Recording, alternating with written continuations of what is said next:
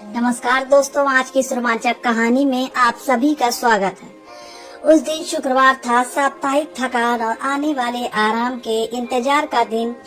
Sneha office से लौटी तो घर में सुकून भरी खामोशी थी। राहुल का ऑफिस से फोन आया था, लेट नाइट मीटिंग है, देर से आऊंगा। अकेलेपन के उस पल में ही दरवाजे की घंटी बजी। दरवाजा खोला तो सामने उसकी सबसे पुरानी और अजीज दोस्त प्रिया खड़ी थी। एक छोटा सा सूटकेस हाथों में, आंखों में एक अजीब सी थकान और चेहरे पर मुस्कुराहट की कोशिश। सरप्राइज, प्रिया ने कहा, आवाज में थोड़ा कम कपाहट। बिना बताए आ गई। कुछ दिन पनाह दे सकती हो इस बेघर को। स्नेहा खुशी से चिल्ला उठी। प्रिया से महीनों बाद मुलाकात हो रही थी। उसकी तलाक की कागजी प्रक्रिया अभी अभी पूरी हुई थी और स्नेहा जानती थी कि यह समय उसके लिए कितना कठिन रहा होगा। उसने प्रिया को जोर से गले लगा लिया। उस रात उन्होंने लंबी बातें की। प्रिया अपने टूटे रिश्ते, अकेलेपन और भविष्य की चिंताओं से भरी हुई थी। स्नेहा ने उसे शांत कराया और चाय बनाई और उसके पुराने कमरे में ही उसे ठहरा दिया, जो राहुल के स्टडी रूम के ठीक सामने था। रात गहराई। स्नेहा ने प्रिया को रात की शुभ रात्रि कही और अपने कमरे में आ गई।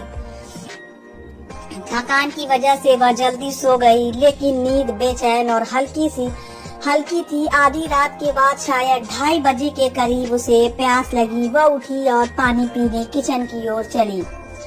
कॉरिडोर में अंधेरा था, सिर्फ बाथरूम की ओर से आती हल्की रोशनी से कुछ दिख रहा था। तभी उसने देखा राहुल के कमरे का दरवाजा धीरे से खुला और उसमें से प्रिया निकली। सिर्फ उसका पतला सिल्क का नाइट गाउन था, उसके बदन पर था। उसके लंबे काले बाल अस्त व्यस्त थे। चेहरे पर एक अजीब सी लालिमा और आंखों में नींद के साथ साथ कुछ और भी, जो स्नेहा के लिए अब परिचित और डरावना लगा। प्रिया ने दरवाजा चुपचाप बंद किया और अपने कमरे की ओर बढ़ने लगी। तभी उसकी नजर स्नेहा पर पड़ी, जो कॉरिडोर में पत्थर की मूर्ति बनी खड़ी थी। प्रिया की पैर जम गए। उसकी आंखें एक सेकंड में डर और चौकन्नेपन से भर गई। वह सहमी हुई बिना कुछ सोचे समझे पीछे हट गई, जैसे कोई बच्चा कुछ गलत करते हुए पकड़ा गया हो।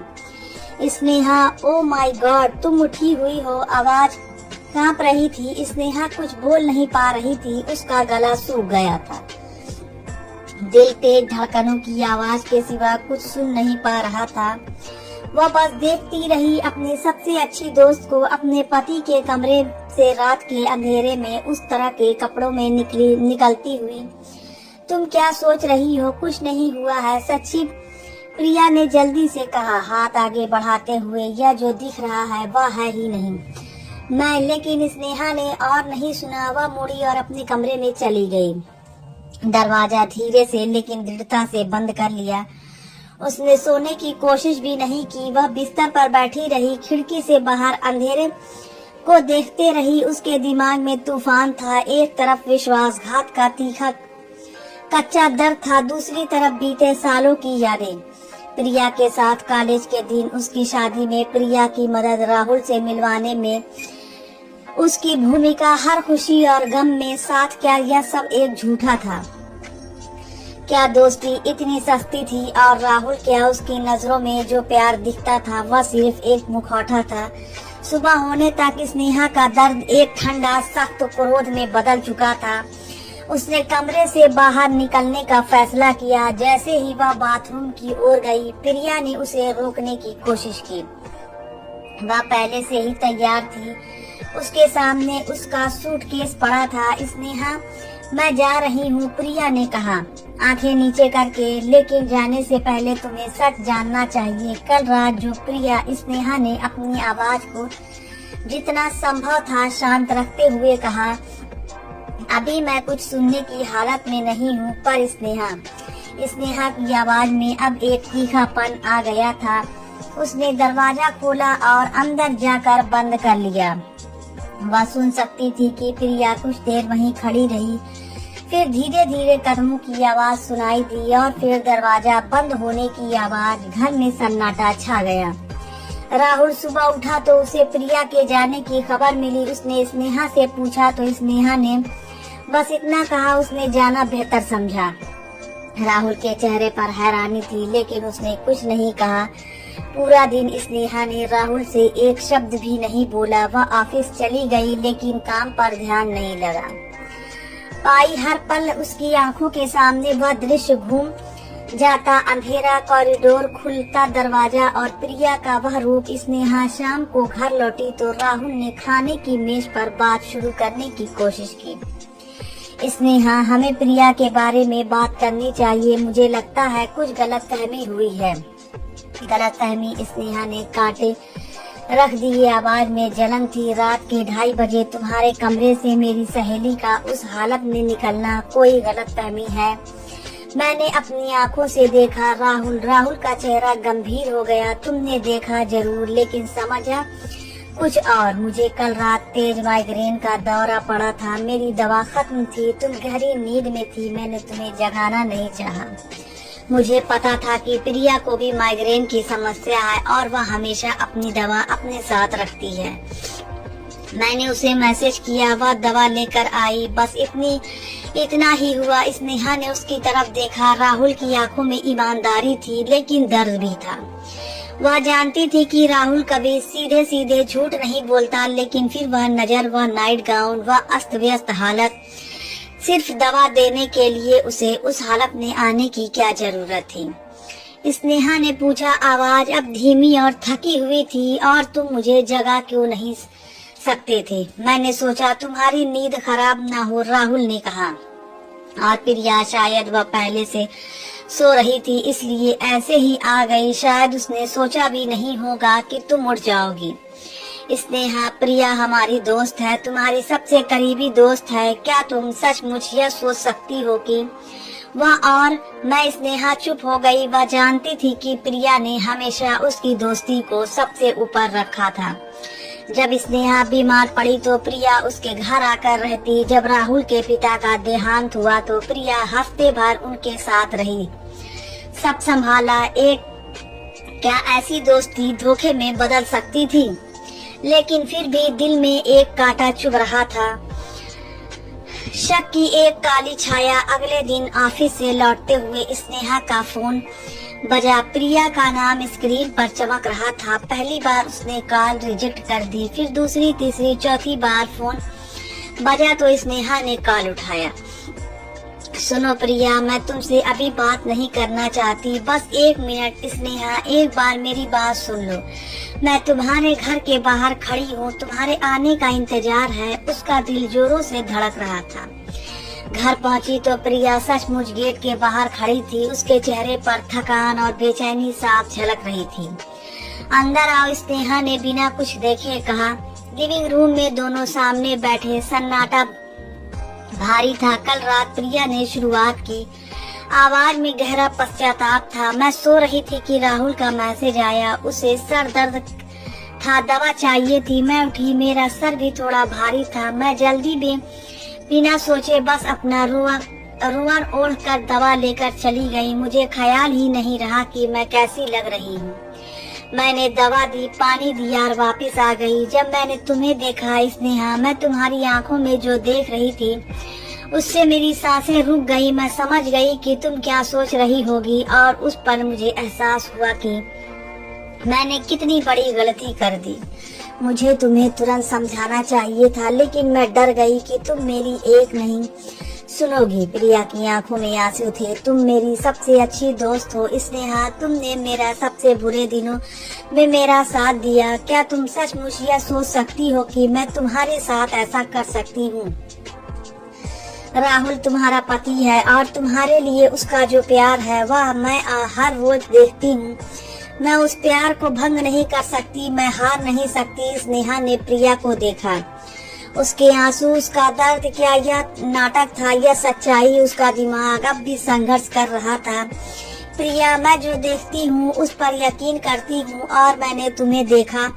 हाँ, देखा जरूर है, प्रिया ने कहा, लेकिन तुमने देखा सिर्फ बाहरी चीज, नाइट गाउन, बिखरे बाल। तुमने देखा मेरा डर, लेकिन तुमने यह नहीं देखा कि मेरे हाथ में दवा थी।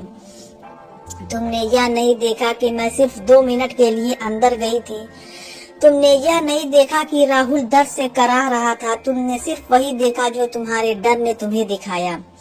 यह शब्द स्नेहा के दिल में उतर गए। शायद सचमुच, शायद उसने जल्दबाजी में निष्कर्ष निकाल दिया था। शायद उसकी अपनी असुरक्षा, अपने डरों ने उसकी आंखों पर पर्दा डाल दिया था। उसी शाम राहुल ने अपने फोन का कॉल लॉग और मैसेज स्नेहा को दिखाया। रात 1:45 बजे पर उसका प्रिया को मैसेज, प्रिया सॉरी डिस्टर्ब कर रहा हूँ, तेज सर दर्द है, क्या तुम्हारे पास माइग्रेन की दवा है? और प्रिया का जवाब, हाँ आ रही हूँ। सबूत सामने थे, लेकिन स्नेहा के लिए सबसे बड़ा सबूत था प्रिया का दर्द और राहुल की ईमानदारी। उस रात स्नेहा ने राहुल से बात की, लंबी गहरी बातचीत। उसने अपने डर, अपनी सुरक्षा के बारे में बताया। शायद प्रिया के तलाक के बाद उसके मन में एक अजीब सा डर पैदा हो गया था कि अगर प्रिया जैसी मजबूत औरत का रिश्ता टूट सकता है तो उसका भी, और शायद उसी डर ने उसे शक के अंधेरे में धकेल दिया। कुछ दिन बीत गए। स्नेहा और राहुल के बीच बातचीत तो फिर से शुरू हो गई थी, लेकिन एक अदृश्य दूरी, एक हल्का सा तनाव हवा में तैर रहता। स्नेहा जानती थी कि वह राहुल को पूरी तरह माफ नहीं कर पाई है। हालांकि तर्कईय रूप से वह समझती थी कि उसने कुछ गलत नहीं किया, पर दिल तर्क से नहीं चलता। प्रिया से भी उसने संपर्क साधा था, लेकिन उनकी बातचीत में वह पहले वाली बेबाकी, वह पहले वाला अपनापन गायब था। हर बात के पीछे एक अनकहा सा रहस्य रह जाता।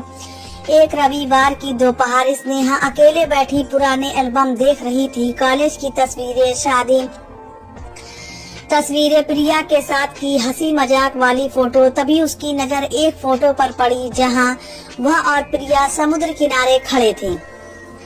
उनकी आंखों में एक दूसरे के लिए अटूट विश्वास और प्यार साफ झलक रहा था। उस फोटो को देखकर स्नेहा की आंखों में आंसू आ गए।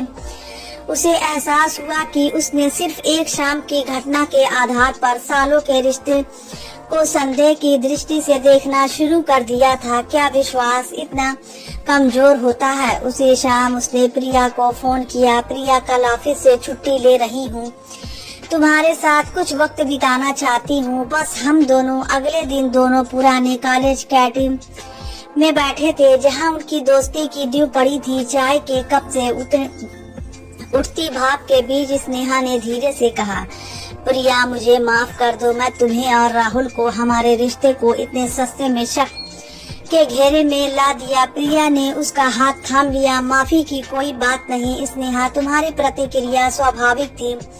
मैं तो बस इतना चाहती हूँ कि तुम यह विश्वास करो कि मैं तुम्हारी खुशी के आगे कभी कुछ नहीं आने दूंगी। और राहुल, वह तुमसे बेहद बेइंतहा प्यार करता है।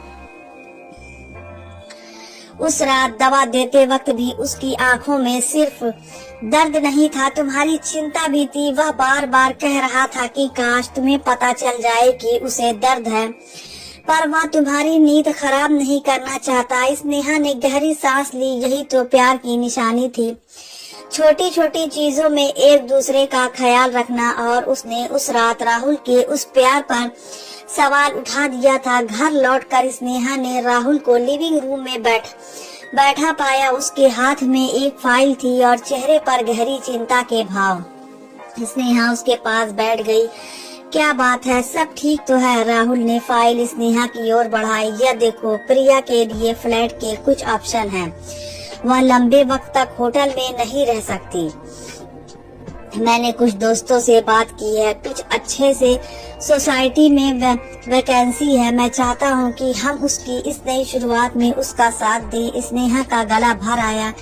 इस आदमी पर उसे शक हुआ था जो इस वक्त भी उसकी सबसे अच्छी दोस्त के भविष्य की चिंता कर रहा था। उसने राहुल का हाथ थाम लिया। माफ करना राहुल, मैंने तुम पर शक किया, मैंने हमारे प्यार पर शक किया। राहुल ने उसे गले लगा लिया। शक इंसानी फितरत है।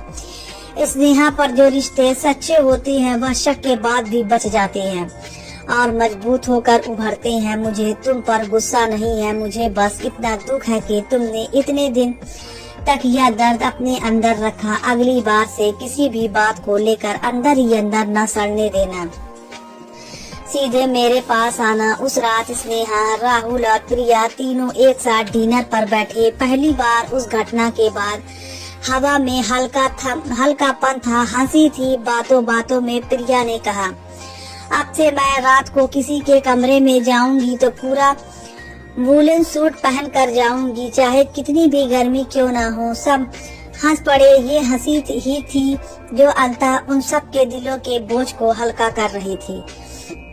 कुछ हफ्ते बाद प्रिया ने नया फ्लैट लिया जो उनके घर से बस 20 मिनट की दूरी पर था। स्नेहा और राहुल उसकी नई जगह सेट करने में मदद करने गए। नए सिरे से शुरुआत करते हुए तीनों ने एक अनकहा समझौता किया। कोई भी बात, कोई भी शक, कोई भी असहजता हो तो उसे तुरंत कह दिया जाएगा, दबाया नहीं जाएगा। आज स्नेहा उस रात के बारे में सोचती है तो उसे दुख होता है, लेकिन अफसोस नहीं, क्योंकि उस एक रात ने उसे बहुत कुछ सिखाया। उसे सिखाया कि विश्वास एक नाजुक कली की तरह होता है जो थोड़े से झोंके में भी मुरझा सकता है, लेकिन अगर उसे संवारा जाए, पानी दिया जाए तो वह फिर से खिल उठता है और पहले से भी ज्यादा मजबूत होकर। उसे यह भी एहसास हुआ कि कई बार हमारे अपने डर, हमारी अपनी असुरक्षा हमारी आंखों के सामने एक ऐसा चश्मा लगा देती है जिससे हम सच को भी विपरीत देखने लगते हैं। सबसे बड़ी सीख ये थी कि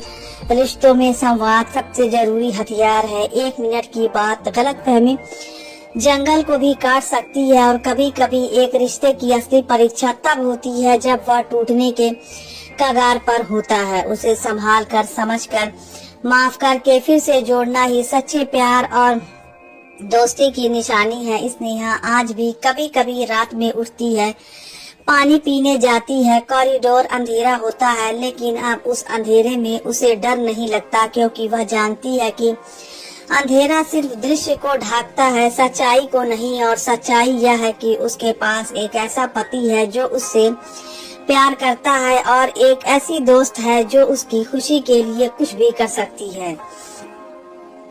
यह कहानी पूर्ण रूप से काल्पनिक है और किसी भी वास्तविक व्यक्ति, जीवित या मृत या घटना से इसका कोई संबंध नहीं है।